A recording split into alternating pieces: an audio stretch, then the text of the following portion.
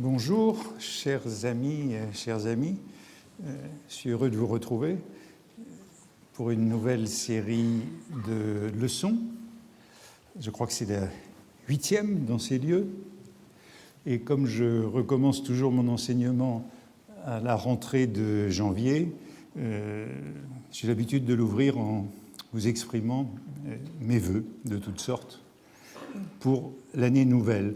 Et cette fois-ci, je le fais avec d'autant plus de gravité que nous entrons dans une année de commémoration d'un désastre et que ce désastre nous touche tous d'une manière ou d'une autre.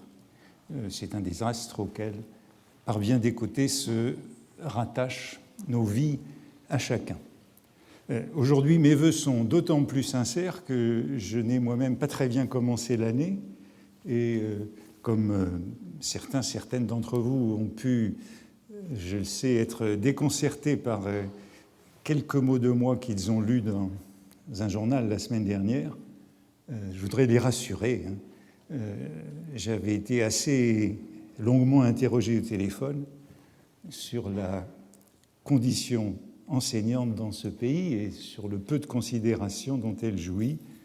J'ai répondu en citant un certain nombre d'opinions, mais contrairement à l'habitude, on ne m'a pas donné l'occasion de relire et de revoir un entretien qui a été très abrégé, si bien que mes réponses ont pu paraître expéditives. Il a pu sembler que je ne prenais pas de distance par rapport à ces opinions.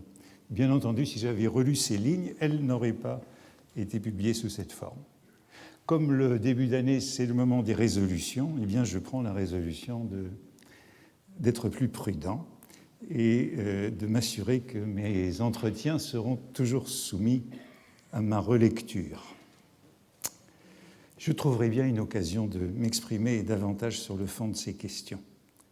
Et je vais donc commencer en tournant cette fois ma langue dans ma bouche avant de parler pour ce cours.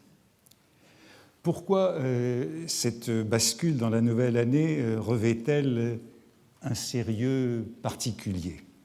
Voici un dessin humoristique qui figurait dans le New Yorker de la semaine dernière, le 6 janvier, qui représente assez bien le seuil que nous sommes en train de franchir.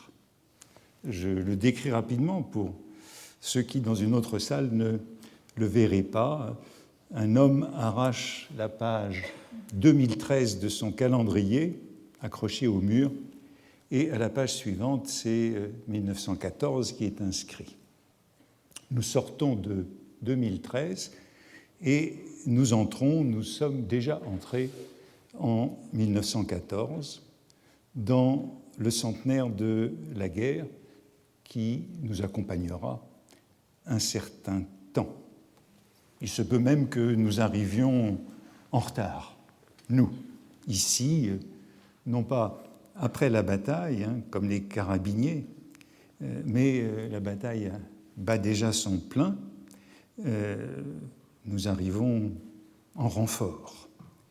Et nous espérons ne pas faire preuve du même aveuglement, de la même inconscience suicidaire qu'il y a 100 ans, ainsi qu'elle est décrite dans le livre qui a beaucoup de lecteurs en ce moment, Les Somnambules de Christopher Clark. Ce cours est donc intitulé « La guerre littéraire ». Et en général, dans les cours que j'ai faits ici ces dernières années, sur 1966, sur Baudelaire, sur Proust en 1913, l'an dernier, le début de ce cours coïncidait peu ou prou avec le début de la recherche que je menais et que je menais de semaine en semaine sur le sujet du programme. Cette fois-ci, c'est un peu différent, j'ai un peu d'avance et le mouvement est déjà bien lancé, bien entamé et vous allez voir pourquoi. Je suis un peu plus avancé dans la recherche que je vais tenter d'exposer au moment de me mettre à ces leçons. Ce n'est d'ailleurs peut-être pas un avantage. En vérité, j'ai deux sujets à l'esprit, deux sujets différents, et je ne suis pas certain de pouvoir réussir à les combiner. Je ne sais pas s'ils sont vraiment, s'il est vraiment possible de les lier l'un à l'autre. Je suis un peu écartelé. J'avais un sujet à l'esprit au printemps dernier, lorsque j'ai donné le titre, en mai, et puis un autre sujet s'est peu à peu imposé à moi et a occupé tout mon temps depuis l'été, et je voudrais commencer par dire un mot de ces deux sujets et de la possibilité de les rejoindre. Le premier sujet, la guerre littéraire, c'est un souci ancien, un thème que j'ai envie de traiter depuis longtemps, un jour, sur la littérature comme combat, sur la vie littéraire comme combat, sur le caractère inséparable de la littérature et de la guerre. Depuis l'Iliade, au moins, jusqu'à Guerre épée, et en allant bien au-delà. Il y a un film documentaire de Pierre Carle sur Pierre Bourdieu et sur les médias qui est intitulé, film il y a une dizaine d'années, qui est intitulé « La sociologie est un sport de combat ». Le premier sujet serait en quelque sorte « La littérature est un sport de combat ». Par nature, comme beaucoup d'activités humaines, comme le sport, comme l'entreprise, comme la recherche, la vie littéraire est compétitive, combative, agonistique. Et c'est cette dimension qui m'intéressait. Bien sûr, elle est parfois coopérative, solidaire, dans les écoles, dans les mouvements, parmi les groupes ou les générations, mais la concurrence n'est jamais loin, en tout cas l'émulation, et la littérature a toujours eu à voir avec les jeux, les concours de chant, la quête des lauriers, les prix. Il y a quelque chose d'universel dans le rapprochement de la poésie et de la lutte ou de la guerre. L'inspiration, le furor poeticus, est exalté par la rivalité et par la perspective de classement. Il me semble même que la revendication moderne du neutre confirme cette nature belliqueuse de la vie littéraire. L'idée d'un canon fait partie intégrante de l'activité poétique, bien avant les listes de meilleures ventes dans les hebdomadaires. Et cette libido guerrière, cette libido dominandi s'empare même des plus sceptiques, paisibles ou marginaux des poètes, comme Baudelaire, ou d'un écrivain comme Proust.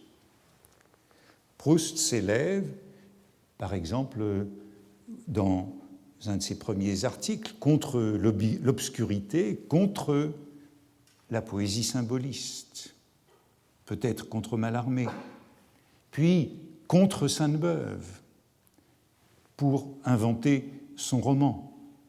Enfin, contre la littérature populaire, la littérature patriotique, durant la guerre et dans le temps retrouvé. Il y a, chez Proust, comme chez presque tous, un polémiste refoulé ou peut-être plutôt souterrain, puisque c'est surtout dans les brouillons, beaucoup moins dans le roman imprimé. Le contre Sainte-Beuve est souterrain, beaucoup moins dans le roman imprimé qu'on trouve cette impulsion agressive qui a été dépassée ou récompensée dans l'œuvre.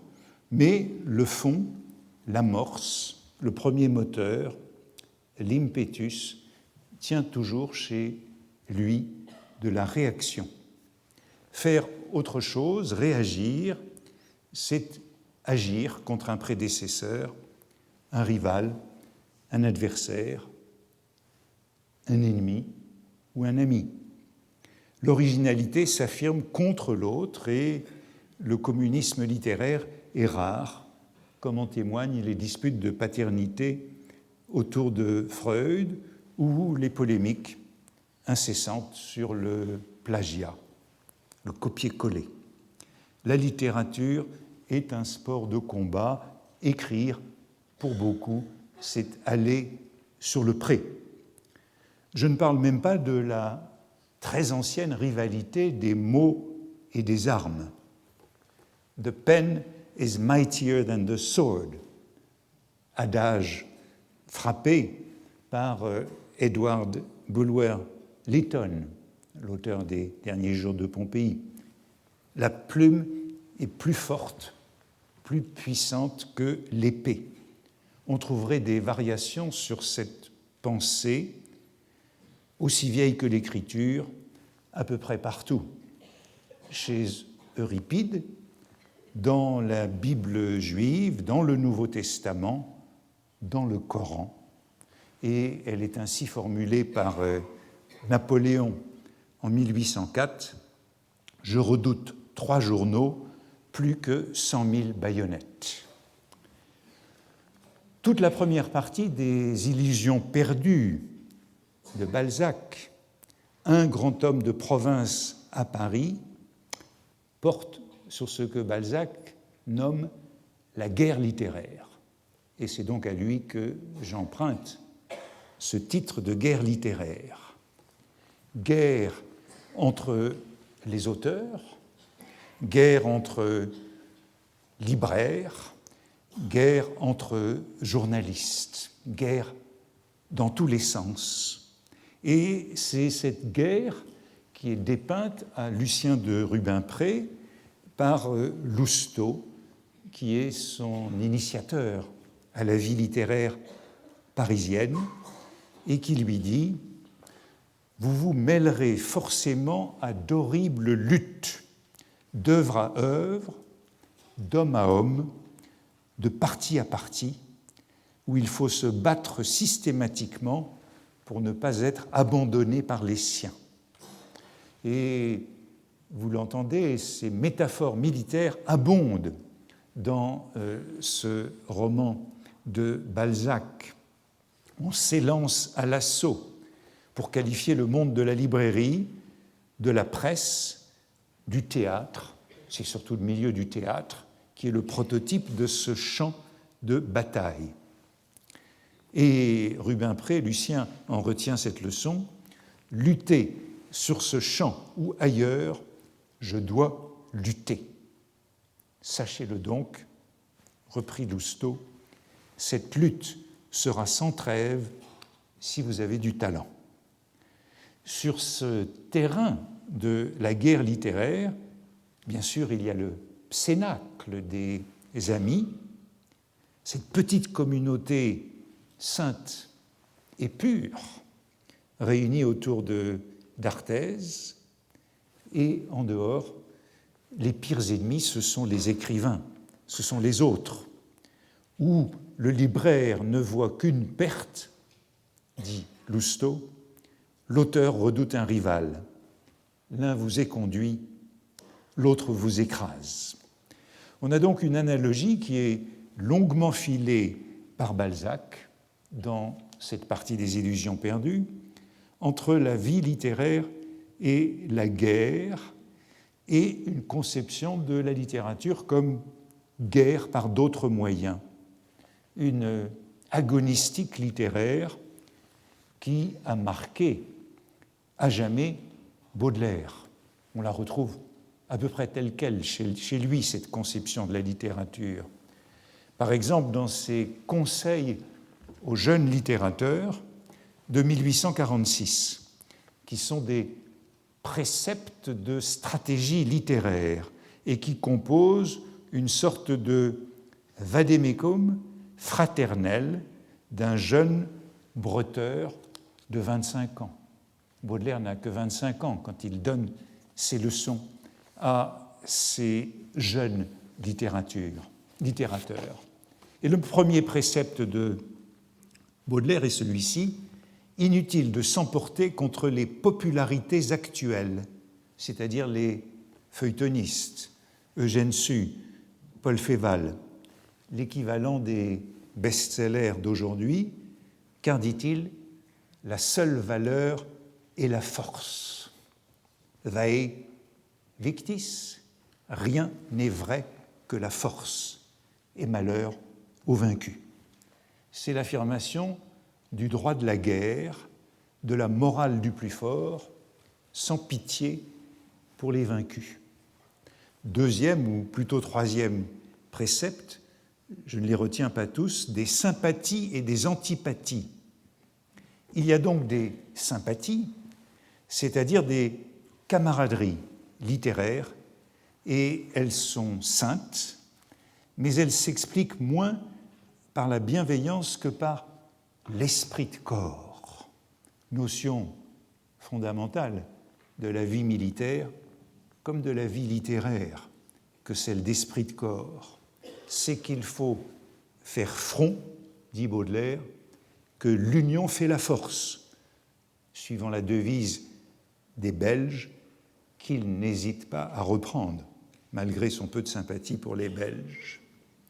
Mais il y a surtout des antipathies, et Baudelaire demande que les haines soient franches. Et tout ce texte est traversé par l'image du combat, plus particulièrement du duel. Un coup qui ne porte pas n'en blesse pas moins au cœur le rival à qui il était destiné, sans compter qu'il peut, à gauche ou à droite, blesser l'un des témoins du combat. Aussi faut-il être bien entraîné et que tous les coups portent pour ne pas blesser les témoins dans des dommages collatéraux. Dans les duels littéraires, nous dit Baudelaire, il ne faut pas hésiter, prendre de gants, se battre à fleurs et mouchetés, faire quartier. Baudelaire insiste encore sur la nécessité d'économiser ses haines, de ne pas gaspiller son énergie. Un jour, dit-il, pendant une leçon d'escrime, un créancier vint me troubler. Leçon d'escrime. Le poète doit prendre des leçons d'escrime. Un créancier vint me troubler. Je le poursuivis dans l'escalier à coups de fleuret. Quand je revins, le maître d'armes, un géant pacifique qui m'aurait jeté par terre en soufflant sur moi, me dit « Comme vous prodiguez votre antipathie, un poète, un philosophe, ah, fi !» J'avais perdu le temps de faire 2 assauts, j'étais essoufflé, honteux et méprisé par un homme de plus, le créancier à qui je n'avais pas fait grand mal. Il importe donc de concentrer ses haines, de cibler ses ennemis. La haine est un trésor à ne pas prodiguer, mais à déverser à bon escient. Car, dit Baudelaire, c'est un poison plus cher que celui des Borgia. Il faut en être avare. Nous avons vu ici apparaître cette métaphore de l'escrime littéraire. C'est une expression qui est utilisée également par Balzac dans l'avant-propos de la Comédie humaine en 1842, et c'est évidemment un topos depuis l'âge classique. Proust était encore fier de s'être battu en duel contre Jean Lorrain, et son héros croise le fer pour Dreyfus. Baudelaire ironise sur les critiques qui dénigrent Edgar Poe au nom de la morale utile, et il ajoute « Nous connaissons cette loyale escrime pour les démasquer ». Précepte suivant de Baudelaire, de l'éreintage. Ce mot est important. C'est un mot de Baudelaire, il est le seul à l'utiliser, avec ce suffixe age pour désigner l'action, le résultat de l'action, pour signifier cette critique destructrice, violente et malveillante. Le mot qui apparaît à la même époque dans la langue française, c'est celui d'éreintement, néologisme des années 1850, qui est apparu dans le milieu des petits journaux, de la petite presse, et qui illustre la férocité des mœurs littéraires. Éreintement, c'est le mot qui est par exemple adopté par Flaubert pour désigner l'accueil réservé par la presse à Madame Bovary. Il l'emploie très souvent dans ses lettres, c'est un mot tout nouveau en français. Il l'emploie très souvent dans ses lettres contemporaines de la publication du roman, confiant par exemple à un ami, à la fin de mars 1857, « On commence même à me démolir, et j'ai présentement sur ma table un bel éreintement de mon roman, publié par un monsieur dont j'ignorais complètement l'existence. Vous ne vous imaginez pas les infamies qui règnent et ce qu'est maintenant la petite presse. » Le dictionnaire Larousse du XIXe siècle cite le philosophe, il y a un article éreintement, cite le philosophe Ernest Berceau. « Nous avons vu naître de nos jours un genre nouveau dans les lettres. Cela figure une boxe littéraire et cela s'appelle en français nouveau l'éreintement. » Et vous voyez qu'on est passé de l'image de l'escrime à celle de la boxe.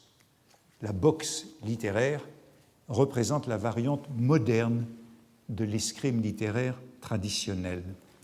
Et Berceau, lorsqu'il utilise ce mot, songe à Proudhon, pamphlétaire de gauche, et à Veuillot, pamphlétaire de droite.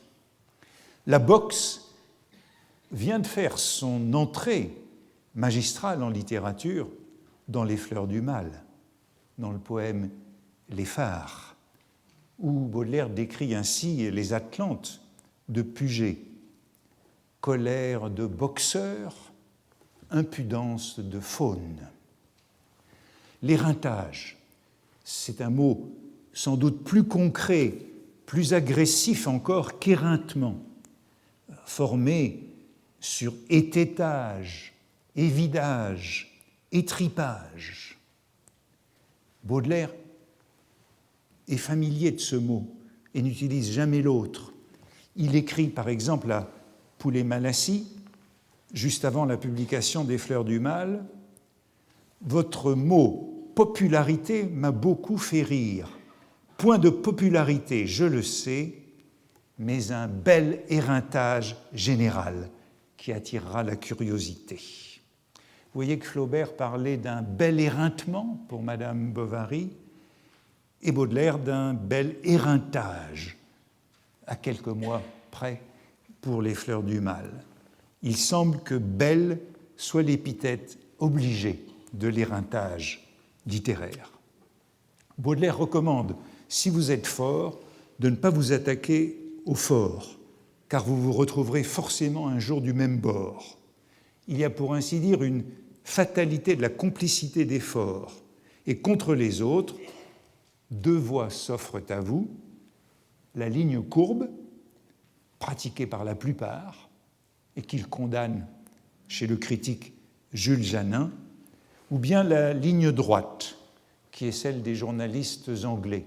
Vous savez que Baudelaire préfère les caricaturistes anglais pour leur violence à la caricature française, et de même, il préfère la critique anglaise pour sa violence et sa férocité.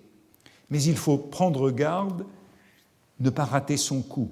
Un éreintage manqué est un accident déplorable. C'est une flèche qui se retourne ou au moins vous dépouille la main en partant, une balle dont le ricochet peut vous tuer. Baudelaire cultive toujours cette image du combat, Un éreintage échoué risque de détruire l'éreinteur. Pour réussir, il faut que tous les coups portent. Cette virulence de Baudelaire, programmatique dans les conseils aux jeunes littérateurs, elle est réalisée dans les salons et elle est bien connue. Je n'en prends qu'un exemple, contre Horace Vernet dans le salon de 1846, et je choisis cet exemple justement en raison de la rencontre entre critique armée et peinture militaire, celle d'Horace Vernet. Monsieur Horace Vernet est un militaire qui fait de la peinture. Je hais cet art improvisé au roulement du tambour, ces toiles badigeonnées au galop, cette peinture fabriquée à coups de pistolet, comme je hais l'armée, la force armée, tout ce qui traîne des armes bruyantes dans un lieu pacifique. Cette immense popularité, qui ne durera d'ailleurs pas plus longtemps que la guerre, et qui diminuera à mesure que les peuples se feront d'autres joies, cette popularité, dis-je, cette vox populi, vox dei, est pour moi une oppression. Je hais cet homme parce que ses tableaux ne sont point de la peinture, mais une masturbation agile et fréquente, une irritation de l'épiderme française. Voilà un éreintage. Baudelaire et l'armée, où en 1846 exerce son beau-père, et qui se rend populaire par les combats en Algérie de Bugeaud contre Abdelkader.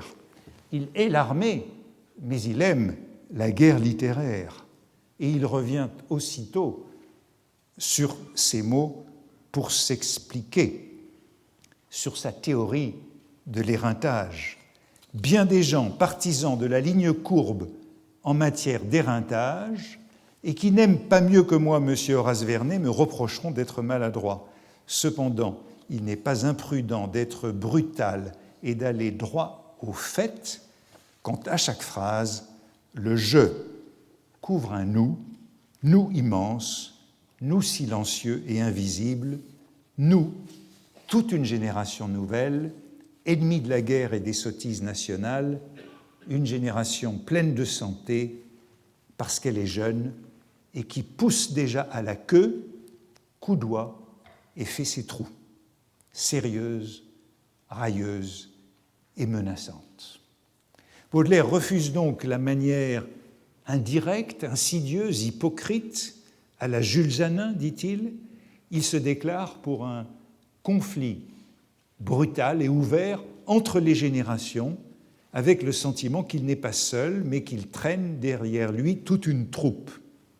Le modèle de ce conflit des générations, paradoxalement, puisque Baudelaire reproche à son auteur son hypocrisie, son indirection, c'est le manifeste de la jeune littérature que Jules Janin, justement, a publié en janvier 1834, qui était une déclaration de guerre littéraire, une réponse aux critiques niards qui s'en étaient pris à la jeune littérature.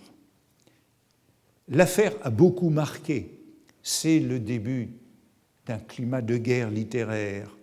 Et le manifeste de la jeune littérature de Janin est ainsi décrit dans la revue des Deux Mondes, un morceau qui est un chef-d'œuvre dans les œuvres de M. Janin, un morceau qui restera comme un modèle d'escrime littéraire. De nouveau cette métaphore. On entre dans cette période des manifestes, des avant-gardes, des jeunes querelleurs contre les académies, et Baudelaire emploie quelques images qui sont peut-être déconcertantes par leur violence. Vous les avez entendues, pousser à la queue, coudoyer et faire ses trous. Pousser à la queue, cela fait allusion à la queue d'un peloton que l'on presse de derrière pour le faire avancer. C'est une image militaire.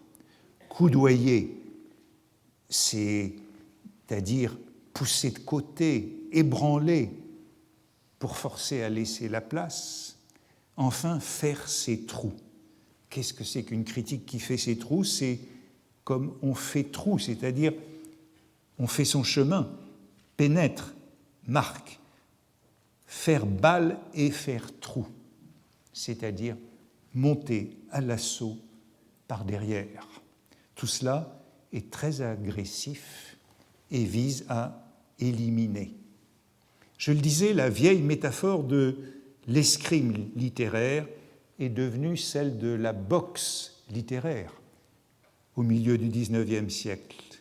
Elle représente depuis la variante moderne de cette lutte armée. Ainsi, Byron est décrit par Alexandre Dumas en 1840, et c'est une belle transition. Le caractère du noble poète, dit Dumas, était un mélange de sentiments opposés et souvent extrêmes, orgueilleux de sa naissance, de sa beauté toute aristocratique, de son adresse aux exercices du corps. Il parlait presque toujours de ses prouesses de boxeur ou de maître d'armes, rarement de son génie. Le poète dandy est plus prolixe sur ses qualités de bretteur et de boxeur. La métaphore serait évidemment à suivre dans une bonne partie de la littérature, notamment américaine, du XXe siècle, où on pourrait presque dire que tous les écrivains sont des boxeurs ou s'entraînent à la boxe. Le roman qui a eu tant de succès l'an dernier, La vérité sur l'affaire Harry Kéber, du Suisse Joël Dicker, qui se présente comme un pastiche du roman américain, ne manque pas de se dérouler en bonne partie sur le ring. Et c'est sur le ring qu'a lieu l'apprentissage du jeune écrivain, Marcus Goldman, par son professeur, Harry Kéber. Il y a quelques mois, j'avais une conversation avec Daniel Rondeau, que vous avez entendu ici nous parler de Proust, et qui est un boxeur amateur, et qui m'a écrit ensuite « La boxe est une activité paradoxale assez comparable à l'écriture ». Je lui demanderai volontiers de venir prolonger, disserter sur cette phrase. Voilà donc ce sujet de la guerre littéraire, et si je me permets un saut vers des considérations plus tardives qui nous rapprochent de mon second sujet, de mon second thème, et du centenaire de la guerre de 14, j'évoquerai les conversations du narrateur et de Saint-Loup dans Le Temps retrouvé. En 1914, juste avant le départ de Saint-Loup pour le front, puis en 1916, lorsque Saint-Loup revient à Paris en permission juste avant de mourir. Ce sont des considérations stratégiques sur la guerre, et Saint-Loup recherche les lois de la guerre en philosophe, en artiste, insistant sur ce qu'il appelle l'art militaire. Et voici ce qu'il dit. Un général est comme un écrivain qui veut faire une certaine pièce, un certain livre, et que le livre lui-même, avec les ressources inattendues qu'il révèle ici, l'impasse qu'il présente là, fait dévier extrêmement du plan préconçu. L'art littéraire, comme l'art militaire, est un art de l'improvisation, de l'occasion, du kairos. La métaphore a pu surprendre dans cette comparaison de l'écrivain et du général. Saint-Loup pense à Hindenburg, général littéraire, appliquant les principes de la guerre napoléonienne aux circonstances présentes. Sachant qu'il est impossible de prévoir le résultat d'une action militaire, est prêt à basculer de manière que la diversion puisse devenir l'opération principale. Cette analogie de l'art militaire et de l'art littéraire sera assez longuement développée par Proust ou par son narrateur. Il ne s'agit plus d'escrime ni de boxe, il ne s'agit plus de combat individuel, mais de la guerre vue de haut, d'avion, du point de vue de la stratégie, comme réaction au mouvement de l'adversaire. Et Proust reviendra plus loin dans Le Temps retrouvé sur cette conversation, sa dernière conversation avec Saint-Loup durant cette permission de 1916 et avant sa mort. Il reviendra sur cette conversation lors de sa visite à Gilberte, à Tansonville, après la mort de Robert, et il rapportera à Gilberte cette conversation. Robert comparait devant moi les batailles à des pièces. Tout à l'heure des pièces ou un livre, maintenant des pièces. Comparer devant moi les batailles à des pièces où il n'est pas toujours facile de savoir ce qu'a voulu l'auteur, où lui-même a changé son plan en cours de route. Changer son plan en cours de route. Des pièces, comme on parle du théâtre des opérations, le général déplaçant ses troupes sur la carte, comme l'écrivain se déplaçant dans son manuscrit. Il y a un côté de la guerre, poursuit le narrateur, qu'il commençait, je crois, à apercevoir. C'est qu'elle est humaine, se vit comme un amour ou comme une haine, pourrait être racontée comme un roman. Et que par conséquent, si tel ou tel va répétant que la stratégie est une science, cela ne l'aide en rien à comprendre la guerre, parce que la guerre n'est pas stratégique.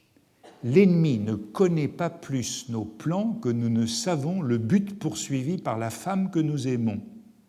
Et ces plans, peut-être, ne les savons-nous pas nous-mêmes. C'est la théorie du narrateur qu'il induit donc de cette conversation avec Saint-Loup. La guerre est comme un amour, la stratégie n'est pas opératoire, les plans de l'autre, nous ne les connaissons pas et nous ne connaissons peut-être même pas les nôtres. Et cela en dit long sur la conception qu'a Proust de son propre roman, non seulement de l'amour, avec une femme qui est toujours un adversaire, mais aussi de son roman, en partie inconnu et adaptable aux circonstances. Et c'est notamment ce que fait Proust avec la guerre, qui a été en quelque sorte une chance pour lui, puisqu'il a su saisir l'occasion pour transformer son roman comme un général. Et c'est bien cette comparaison qui mène à la découverte de la grande loi, de la loi capitale de la recherche du temps perdu, cette loi mémorable qui est donc déduite de la guerre. À supposer que la guerre soit scientifique, encore faudrait-il la peindre comme Elstir peignait la mer, par l'autre sens, et partir des illusions, des croyances qu'on rectifie peu à peu, comme Dostoïevski raconterait une vie, à partir des accidents imprévus, comme ils arrivent à la guerre. Il est donc remarquable que c'est de la guerre, de l'observation de la guerre, que Proust tire, enfin, après coup, cette grande loi, son art poétique. Après l'abandon de l'offensive à outrance, à l'automne de 1914, 14, commence une autre guerre que celle qui avait été prévue. D'abord, Saint-Loup, comme d'autres, avait l'illusion de la guerre courte en août 1914 avant son départ pour le front. Et voici le petit dialogue du narrateur et de Saint-Loup. « En avons-nous pour longtemps, dis-je à Saint-Loup ? Non, je crois à une guerre très courte. Il n'est pas le seul. » Me répondit-il. « Relis, me dit-il comme si je l'avais déjà lu, le décret du 28 octobre 1913 sur la conduite des grandes unités. Tu verras que le remplacement des réserves du temps de paix n'est pas organisé ni même prévu, ce qu'on n'eût pas manqué de faire si la guerre devait être longue. » Le narrateur, non sans ironie, ajoute « Il me semblait qu'on pouvait interpréter le décret en question non pas comme une preuve que la guerre serait courte, mais comme l'imprévoyance qu'elle le serait ou de ce qu'elle serait. » Puis, en 1916, lorsque Saint-Loup revient en permission, la méditation est plus longue. Tout au plus, me dit-il, que depuis 1914, s'étaient en réalité succédé plusieurs guerres, les enseignements de chacune influant sur la conduite de la suivante.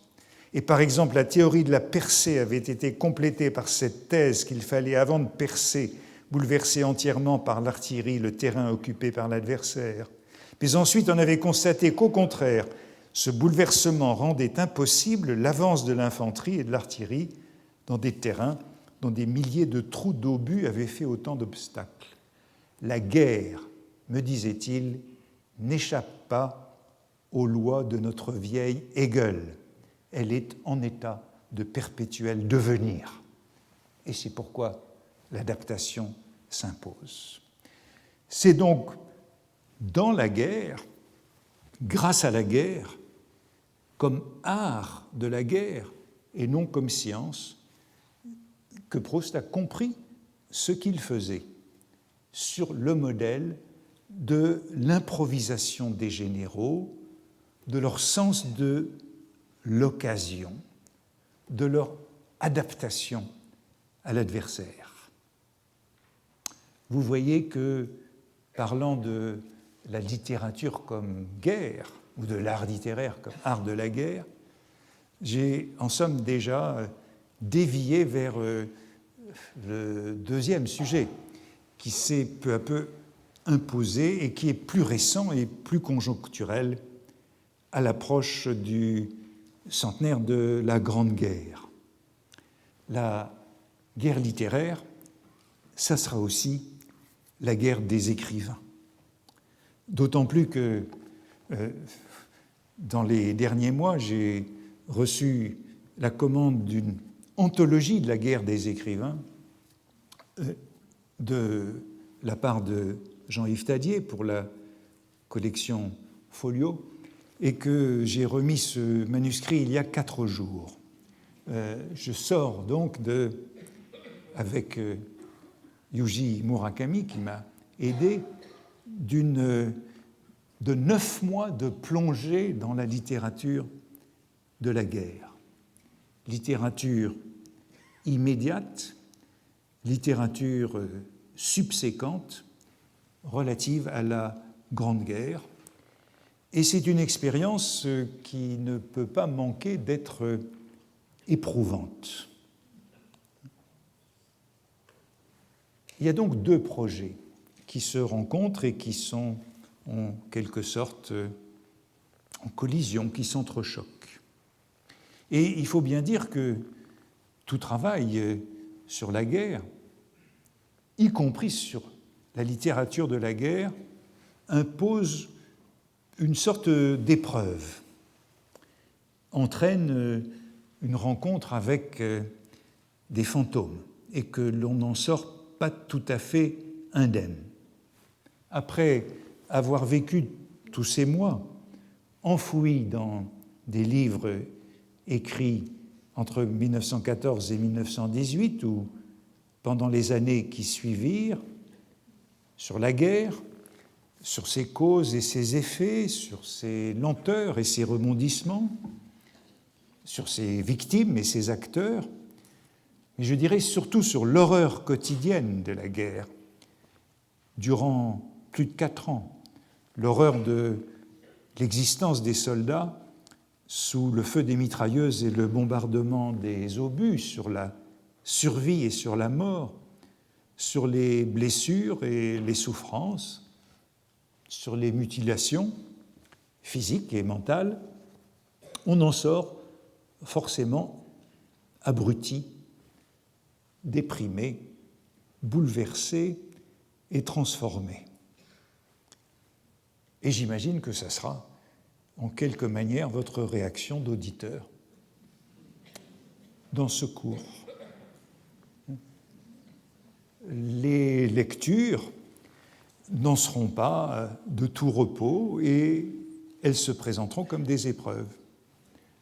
Peut-être parce que nous, je dirais la plupart d'entre nous, hommes et femmes de ce début du XXIe siècle, nous avons oublié ou nous avons nié cette condition de guerre qui était la compagne infaillible de nos parents, de nos ancêtres, depuis des générations ou même depuis toujours, au point que sa représentation, fût-ce dans les livres, reste très poignante.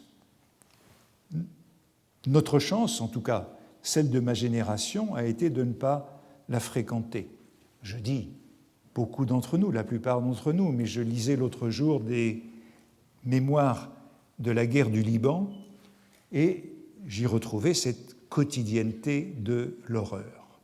Mais nous n'avons pas eu à lui payer tribut et c'est sans doute pourquoi nous nous retrouvons si démunis, si puceaux de l'horreur, comme disait Céline dans Voyage au bout de la nuit.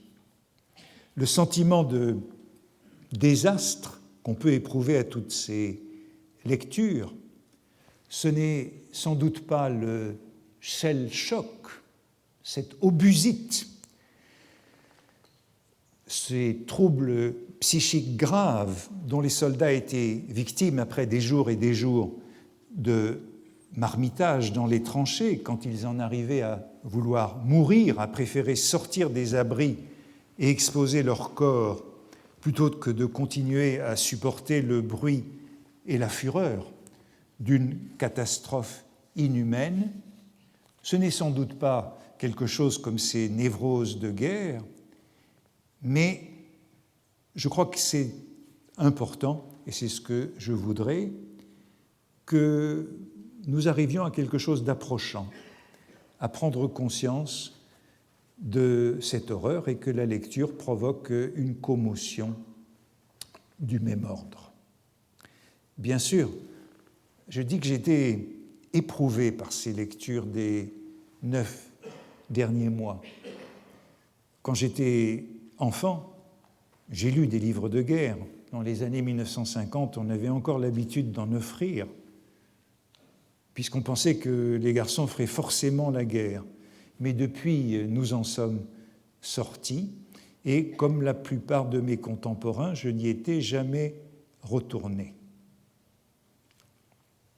Et c'est donc avec un certain choc que je m'y suis replongé, et je dirais même un sentiment de faute, de n'y avoir pas replongé plus tôt. J'y pensais en lisant le beau livre de Stéphane Audouin-Rousseau, qu'il a publié cet automne, intitulé « Quelle histoire ?» un récit de filiation, où il parle de ses 3 grands-pères qui, bien sûr, comme tous les grands-pères, ont fait la guerre de 14.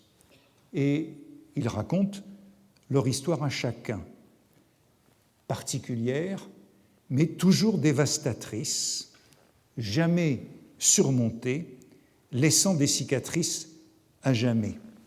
Et je me disais en le lisant que, bien sûr, moi aussi, mes deux grands-pères, comme nos grands-pères à tous, avaient fait cette guerre et que, comme je ne les ai pas connus, je n'y avais jamais pensé.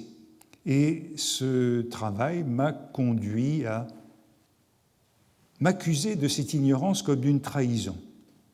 Stéphane Audouin-Rousseau rappelle que même si les grands-pères survivaient, il n'était pas si courant de les interroger et d'en savoir davantage.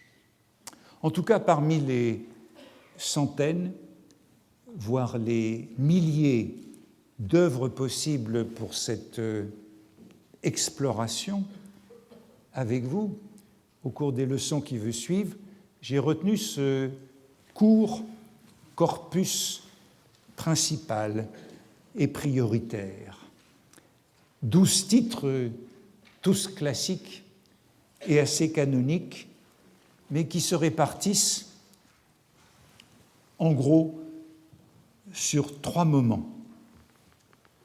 4 qui relèvent de la littérature immédiate, de la première réaction à la guerre, les livres de Barbus, Le Feu, de Genevois, Sous Verdun, de Paulan, Le guerrier appliqué, et de d'Orgelès, Les croix de bois. Et puis 4 relevant des années 20. Je parlerai la prochaine fois de cette périodisation. Monterland, Le Songe, Colette, La fin de chéri, Proust, Le temps retrouvé, dont j'ai déjà suggéré l'importance pour cette observation de la guerre, et le livre de Jean Norton Crue, Du témoignage, qui est en somme un bilan de tout ce qui s'est écrit jusque-là. Et puis 4 livres qui sont peut-être les chefs-d'œuvre de la littérature française sur cette grande guerre, Le Grand Troupeau de Giono, Le début du voyage au bout de la nuit de Céline, La comédie de Charleroi de Drieux-La Rochelle et La main coupée de Blaise Cendrars. Voilà donc 12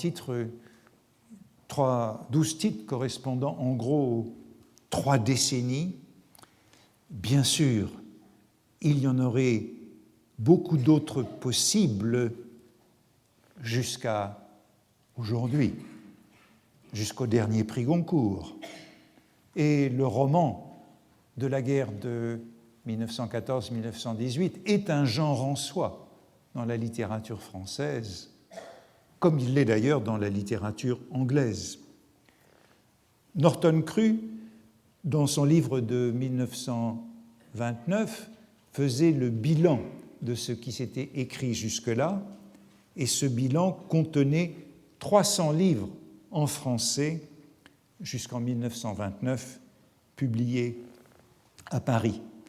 Et dans l'anthologie dont j'ai parlé et que je viens d'achever, il y aura environ 80 écrivains.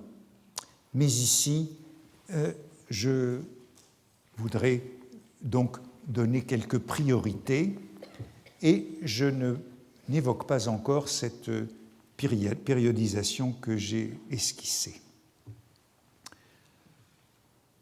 Il y aurait donc 2 projets. L'un plus théorique ou transhistorique sur la guerre littéraire, sur la littérature comme guerre, et l'autre plus circonstanciel, plus historien, sur la guerre des écrivains. Ces projets, je voudrais qu'ils soient solidaires et emboîtés. J'ignore s'ils peuvent parfaitement se rejoindre et converger, nous donner peut-être les 2 foyers d'une ellipse. Il existe une conférence de Georges Duhamel. Georges Duhamel que je n'ai pas mis sur cette liste, mais qui est bien sûr l'auteur d'autres livres majeurs de littérature immédiate sur la Grande Guerre. Il existe une conférence de Duhamel de 1920 intitulée « Guerre et littérature ». tout de suite, à la fin du conflit donc, et qui questionnait déjà la contribution de la guerre à la littérature. En tout cas, l'ambition que la guerre ait transformé la littérature. Et Proust nous suggère que les deux visées ne sont peut-être pas incompatibles puisque c'est dans la guerre, grâce à elle, qu'il a sinon trouvé, du moins compris, son art poétique. Mais Proust était à l'arrière, comme observateur de la guerre, comme lecteur des journaux. C'est chez Henri Bidou, le chroniqueur du Journal des débats, qu'il a puisé sa conception de l'art littéraire comme art de la guerre. Ce n'est pas comme témoin qu'il en parle, mais en première ligne. On pourrait dire que, en première ligne, beaucoup ont trouvé dans la guerre leur art poétique.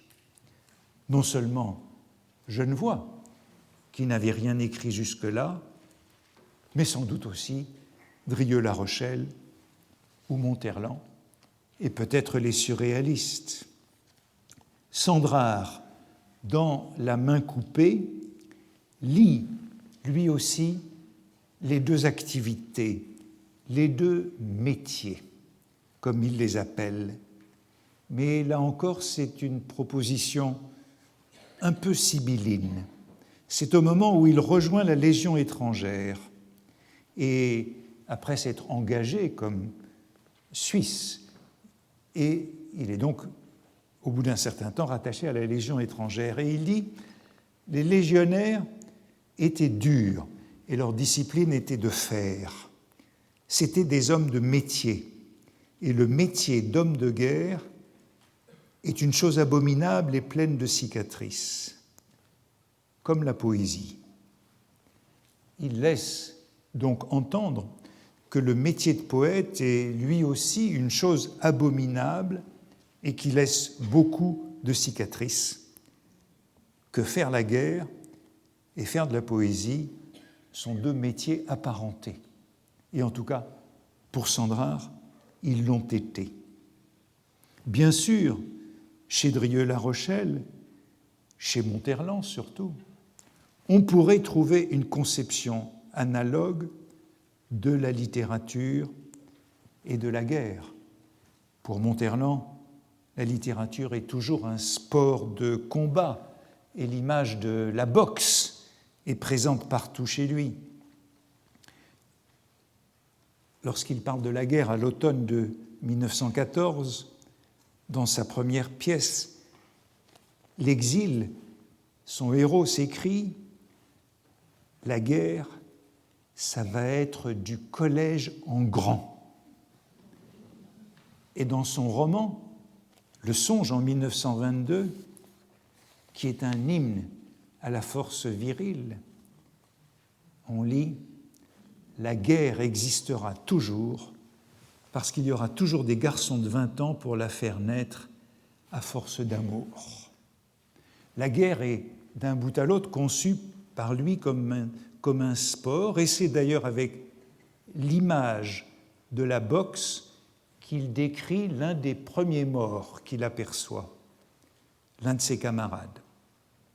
Il croisa drôlement les jambes, fit 3 pas de côté à la manière d'un boxeur groggy dont rit la salle, parce qu'il a l'air de réfléchir s'il va tomber ou ne tomber pas. Il tomba et son casque roula. Il tenait un bras en l'air comme les gladiateurs qui demandaient grâce, mais personne ne lui fit grâce car il ne bougea plus, subissant sa destinée. C'est donc à travers cette métaphore qu'est décrite cette première mort. Ce cours sera donc partagé entre ces deux ambitions, la guerre littéraire et la guerre des écrivains.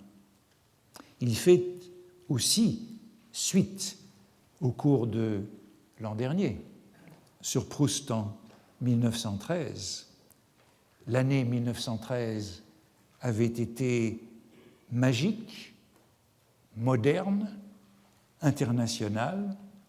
C'était l'année d'un prodigieux renouveau de tous les arts à la veille de la Grande Guerre. L'apparence voudrait que ce mouvement international ait été brutalement suspendu en août 14, que le rideau soit tombé sur la modernité avec la mobilisation et que chacun ait rejoint sa nation. Et c'est sans doute une littérature généralement plus ordonnée, plus routinière, une littérature du retour à l'ordre qui s'est écrite et publiée durant la guerre, comme si la ferveur héroïque et patriotique, c'est ce que Proust signale, mais on pourrait dire aussi la protestation pacifiste, allait de pair avec un certain classicisme. C'est une vision que nous serons peut-être amenés à mettre en cause que celle-là, mais c'est sur celle-là que je vais arrêter pour aujourd'hui. Merci.